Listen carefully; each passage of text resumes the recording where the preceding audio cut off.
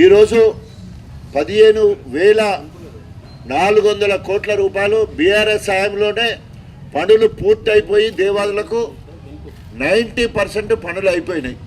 ఒక 10% పనులు మాత్రమే కావాల్సినది. 22 నెలల నుండి అనేక సందర్భాలలో క్యాబినెట్ మంత్రులు, ఇన్ఛార్జి మంత్రులు వరంగల్కి వచ్చి దేవాదులకు ప్రాధాన్యత ఇస్తాం, త్వరితగతిన పూర్తి చేస్తామని ముందు సంవత్సరం అన్నారు, సంవత్సరంన్నర అన్నారు, సంవత్సరం అయిపోయింది, సంవత్సరంన్నర అయిపోయింది. ఇప్పుడు 22 నెలలు వచ్చినాయి. ఇప్పటి వరకు అతి లేదు, గతి లేదు. మళ్ళీ చెప్తున్నా, తట్ట మట్టి తీయలేదు. ఇప్పటి వరకు మీరు కాలు వెంబడి చూస్తే అంటే మేము చూసుకుంటూ వచ్చాను, ఎక్కడ తట్ట మట్టి తీయలేదు. మొన్న మేము పాదయాత్ర చేస్తే ఆ పాదయాత్రలో ఒక 1,015 కోట్ల రూపాయలు క్యాబినెట్ అప్రూవల్ అయింది అని మాత్రమే మాట్లాడడం జరిగింది. నిధులు విడుదల చేయలేదు. దానికి సంబంధించిన మరి రీఎస్టిమేషన్స్, టెండర్స్ అట్లాంటి ఇంకా ఏం కాలేదు. కాబట్టి ఇప్పటి వరకు ఓవరాల్గా ఒక్క పైసా అంటే ఒక్క పైసా. ప్రత్యేకంగా third phase Devadula third phase 6th package Devannapeta దగ్గర సర్జిపోల్లో అంటే మనకు మన రామప్ప నుంచి వెళ్ళి దేవన్నపేటకు వచ్చి నీళ్లు సిద్ధంగా ఉన్నాయి. అక్కడి నుంచి వెళ్ళి 3 పంపులు 30,000 మెగావాట్లకు సంబంధించిన 3 మోటార్లు వచ్చి అక్కడ ఉన్నాయి. వాటిని మరి ఉత్తమ్ కుమార్ రెడ్డి కడియంశ్రీ ఆగవేదాకా హెలికాప్టర్ వచ్చి వాటిని ఆన్ చేయాలంటే ఆ మోటార్లు మొరాయించినాయి, ఆన్ కాలేదు. 3 రోజుల తర్వాత దాన్ని కొంచెం మరమ్మతు చేసి మేము పోయి అధికారులతో మాట్లాడిన తర్వాత వాళ్ళు ఆన్ చేస్తే మోటార్లు ఆన్ చేసిన తర్వాత ధర్మసార్ చెరులో ఆ నీళ్లు పడ్డాయి. దానికి మేము సీరే ఇచ్చి ఆ గంగమ్మ తల్లికి ఆరతులు బట్టి కొబ్బరికాయ కొట్టినాం. అది ప్రెస్లో చూసి, వీడియోలు చూసి ఆగమేఘాల మీద మళ్ళీ తెల్లారంగా అప్పుడు నీళ్ళని ఆఫ్ చేసి మళ్ళా మోటార్లను ఆఫ్ చేసి తెల్లారంగా మళ్ళీ కడియం శ్రీ గారి ప్రోటోకాల్ పాటించి, ముందు ప్రోటోకాల్ పాటించలే 6 ఎమ్మెల్యేలు తర్వాత 3 మంత్రులు వచ్చి మళ్ళీ మోటార్లు ఆన్ చేస్తే ఈసారి పైపులు పలిగిపోయినాయి. అంటే ఐరన్ లెగ్గు. ఇప్పటి వరకు ఆ పైపుల మరమ్మతు చేయలేదు, మోటార్లు ఆన్ చేయలేదు. దాని మెయింటెనెన్స్ కోసము కనీసం 5 కోట్లు విడుదల చేయాలంటే ఇప్పటి వరకు దేవాదుల కోసము 5 కోట్లు విడుదల చేయలేదు. తర్వాత 104 కోట్ల రూపాయలతో 2022లో కేటీఆర్ గారు 3 లిఫ్టుల కోసము 104 కోట్లు మంజూరు చేయడం జరిగింది. ఒకటేమో తరిగొప్పుల లిఫ్టు, రెండవది మన గుళ్ళసాగరం లిఫ్టు, మూడవది మన ఉప్పుగల్లు నష్కల్ రిజర్వాయర్ లిఫ్టు. 3 లిఫ్టుల ద్వారా 52 గ్రామాలకు నీళ్ళు ఇచ్చే పరిస్థితి ఉంటే ఈ రోజు వరకు తట్టమట్టి తీయలేదు. అటు సైడ్ కూడా మొన్న పిండాలు రెండోసారి కడియం శ్రీ గారికి, కాంగ్రెస్ పార్టీకి, రేవంత్ రెడ్డికి 3 పిండాలు ధర్మాపురంలో పెట్టడం జరిగింది. ఆడ పెద్ద బహిరంగ సభ పెట్టి జేసీబీ తీసుకొచ్చి 3 బకెట్లు తీసాటేసింది అంతే తప్ప ఆ కాలువ పని మొదలు పెట్టలేదు. దాదాపు 22 నెలలైనా, అప్పుడేమో 17 నెలలైనా తట్టమట్టి తీయకపోతే దేవాదుల దగ్గర నేనే పిండాలు పెట్టినా.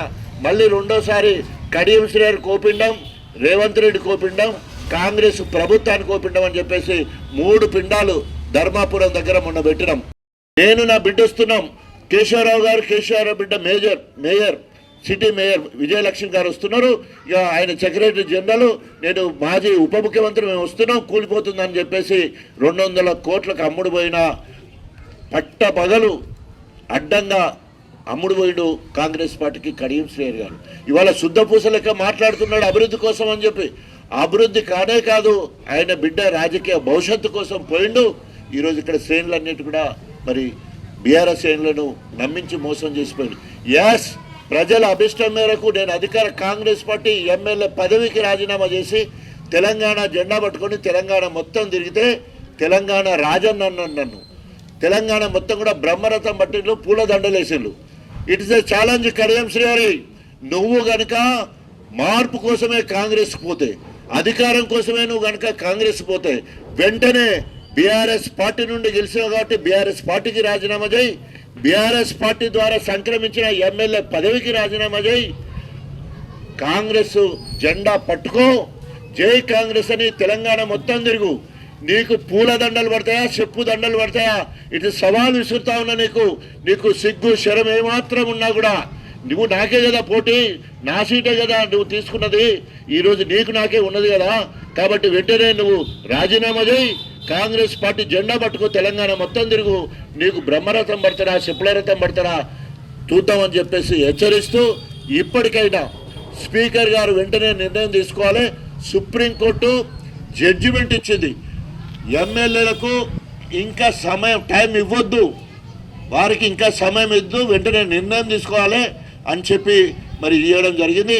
ఇప్పటికైతే రేపు వచ్చే నెలలో మళ్ళీ స్పీకర్ గారు విదేశీ పర్యటనకి వెళ్తాడన, మళ్ళీ అట్లా కాలయాపన చేసడానికి అవకాశం ఉంది.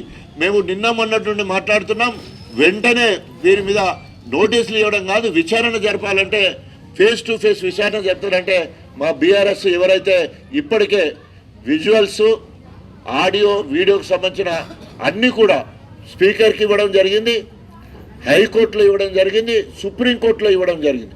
సుప్రీంకోర్టులో అన్ని ఇచ్చిన తర్వాత కూడా స్పీకర్ గారు 7 నెలలు కనీసము ఎమ్మెల్యేలకు నోటీస్ ఇవ్వకపోతే స్పీకర్ మీద మండిపడడం జరిగింది. సుప్రీంకోర్టుకు సంబంధించిన చీఫ్ జస్టిస్ బిఆర్ గవాయ్ గారు. సో వారికి కూడా సమయం ఇచ్చి అక్టోబర్లో తేల్చేయాలి, వారికి సమయం ఇవ్వద్దన్నారు. ఈ నెల అయిపోవస్తూ ఉంది, వచ్చే నెల మాత్రమే ఉంది.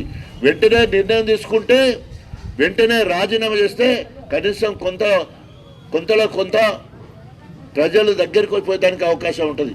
ఇంకా నువ్వు రాజీనామా చేయకుండా చాచారం చేస్తే సుప్రీంకోర్టు తప్పకుండా మరి 6 సంవత్సరాల బహిష్కరణ వేటు, ఎలక్షన్లో పాల్గొనకుండా బహిష్కరణ వేటు వేయడానికి అవకాశం ఉంటుంది.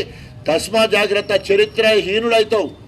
అంతేకాకుండా స్పీకర్ గారు కూడా మరి దళితవాది అంబేద్కర్ ఆలోచన విధాన్ని ముందుకు తీసుకుపోవాలి. ఏ రకంగానైతే బిఆర్ గవాయి ఏ రకంగానైతే గొప్పగా జడ్జిమెంట్ ఇచ్చారో, ఈరోజు రాజ్యాంగ పరిధిలో ఉన్న స్పీకర్గా నువ్వు దళితుడు కాబట్టి వెంటనే నిర్ణయం తీసుకుంటే నువ్వు చరిత్రలో మిగిలిపోతావు, స్పీకర్ గారు మిగిలిపోతారు.